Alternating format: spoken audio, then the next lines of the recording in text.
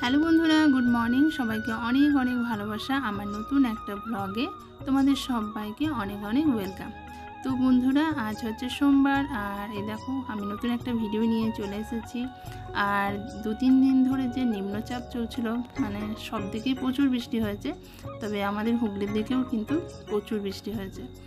তো দেখো, সকাল সকাল তোমাদেরকে আমি আগে প্রথমে দেখাই, আমার বাড়ির পিছনটা দেখাই, তো তোমরা বুঝতে পারবে কত জল। এটা কিন্তু সারা বছর শুকনো থাকে, কিন্তু এই বর্ষার সময়তে দেখো এইভাবে জল বয়ে যায়। তো মানে কি বলবো, এইভাবে যদি মানে 1 মাস জল যায় তাহলে কিন্তু আমাদের বাড়ির অবস্থা কিন্তু খুব খারাপ হয়ে যাবে। আর সকাল থেকেই দেখো বৃষ্টি শুরু হয়েছে। তো বৃষ্টি তো আজ 3 দিন ধরে ননস্টপ বৃষ্টি হচ্ছে। তো তার মধ্যেই কিন্তু বন্ধুরা আমরা একটা মানে ননদের বাড়ি যাওয়ার কিন্তু প্রোগ্রাম বানিয়ে নিয়েছি। তো মনসা পুজো চলছে, তো সেখানেই মনসা পুজো দেখতে যাব বলে বন্ধুরা দেখো আমি কিন্তু খাওয়া দাওয়া করে একদম স্নান টান করে একটা সালোয়ার কামিজ পরে নিয়েছি। তো মানে বাইকে করে যাব আমাদের মানে মেজো ননদের বাড়ি। তো আমাদের বাড়ি এখান থেকে 35 কিলোমিটার।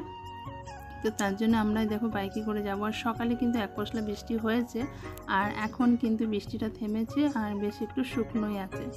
তো আমরা সবাই রেডি। তার সাথে দেখো পেছন দিকে বেশ হাওয়া দিচ্ছে, খুব সুন্দর ওয়েদার, কিন্তু খুব ভালো আছে, মানে ঠান্ডা ঠান্ডা ওয়েদার আছে বাইরে যাওয়ার জন্য। কিন্তু বৃষ্টিটা যে কখন চলে আসে তার কিন্তু কোনো গ্যারান্টি নেই। তো আমরা সবাই রেডি হয়ে গেছি। এই দেখো আমাদের আরুষোনা একদম রেডি মানে যাওয়ার জন্য। তো বিশেষ করে আমাদের আরুষোনার জন্য যাচ্ছি, ওর 3 দিন স্কুল ছুটি আছে। আর এদিকে মনসা পুজোর জন্য ওর মনিও ফোন করেছিল, তো ওরই বায়না যাব। তো তার মধ্যেও দেখো আমরা বৃষ্টিতেই বেরোচ্ছি।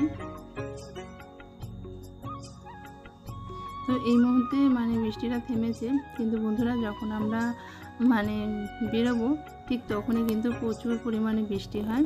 তো বৃষ্টি থেমে যাওয়ার পরে কিন্তু আমরা বাড়ি থেকে বেরোচ্ছি।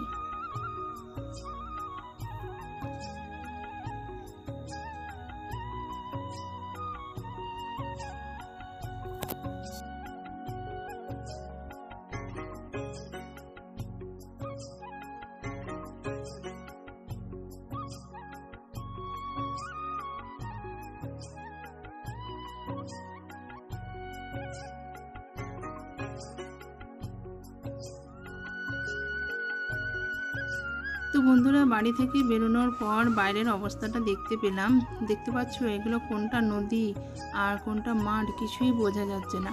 তো চারিদিকটা জলে একদম থই থই অবস্থা, মানে দেখে তো মনে হচ্ছে বন্যা হয়েছে।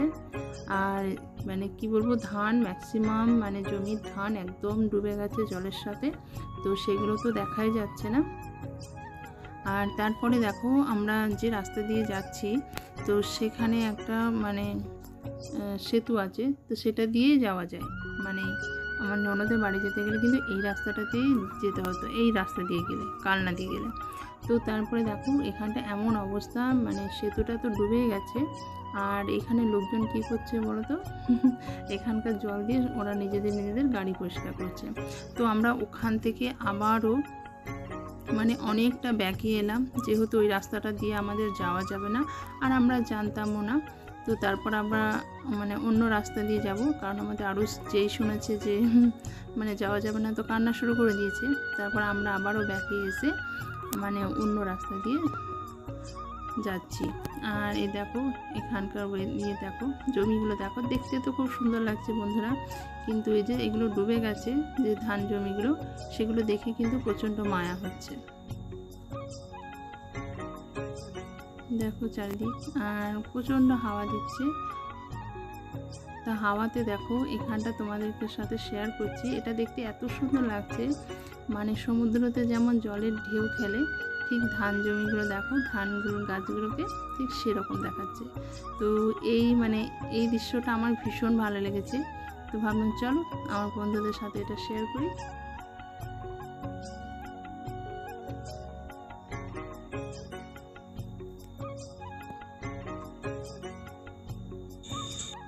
আর এটা দেখছো, এটা বিশাল বড় একটা লক্ষ্মী মন্দির।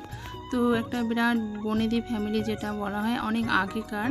তো এই দেখো এদিকের বাড়িগুলো ঠিক সেরকমই। আর বন্ধুরা ফাইনালি আমরা পৌঁছে গেছি। তো আমাদের মানে আসার কথা ছিল 12টা সাড়ে 12টায়, সে জায়গায় আমরা 1টা-1:30টার সময় এসে পৌঁছালাম। আর এসেই দেখো আমরা খাওয়া দাওয়ায় বসে গেছি, কারণ আমাদের আসতে অনেকটাই লেট হয়ে গেছে। আর আমরা কিন্তু বাড়ি থেকে সেরকম খাওয়া দাওয়া করেও আসিনি, তো দিদি আমাদেরকে একদম খেতে বসিয়ে দিল। তারপর খাওয়া দাওয়ার পরে আমরা ভাবলাম চলো, বৃষ্টিটা যখন এখন থেমেছে, তো আজকে কিন্তু পুজো নয়, আজকে কিন্তু মেলাও নেই, তো মেলা সবে আজকে বসছে। আর এই দেখো এটা হচ্ছে মনসা মন্দির দিদিদের ওখানে, তো একদম মনসা মন্দিরের ওখানে চলে এলাম। আর ভিতরে দেখো ঠাকুরটা তোমাদের দেখায়।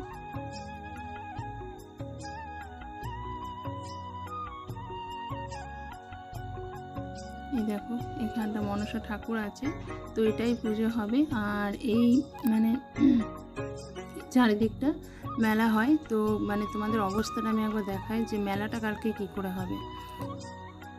মানে বছরে একবার, আর এটা খুব বেশ ধুমধাম করে অনুষ্ঠানটা হয়। আর তোমরা চারিদিকটা দেখো, মানে প্রচণ্ড কাদাও যেমন হয়েছে, জলও হয়ে গেছে। তো আমরা মানে এখানে একটা দোকানে দাঁড়ালাম, তো আমাদের আরও সোনার মানে খেলনা চাই, তো জাস্ট ওর জন্য একটা খেলনা নিয়েছি। এখনও কিন্তু দোকান সাজানো হচ্ছে, সেই মুহূর্তেই আমি নিয়ে নিয়েছি একটা খেলনা।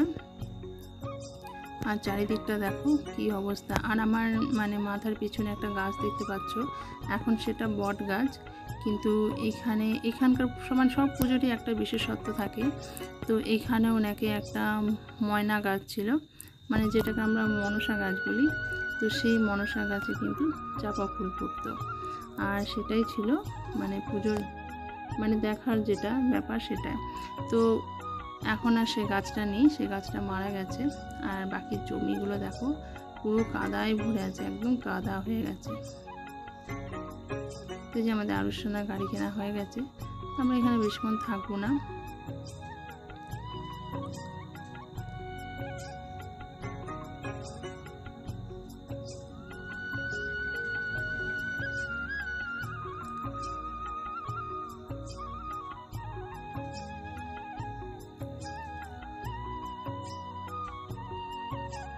তো দেখো কি অবস্থা জলের সব দিকটা। তো বন্ধুরা আমরা ওখান থেকে ফিরে মানে যাচ্ছি।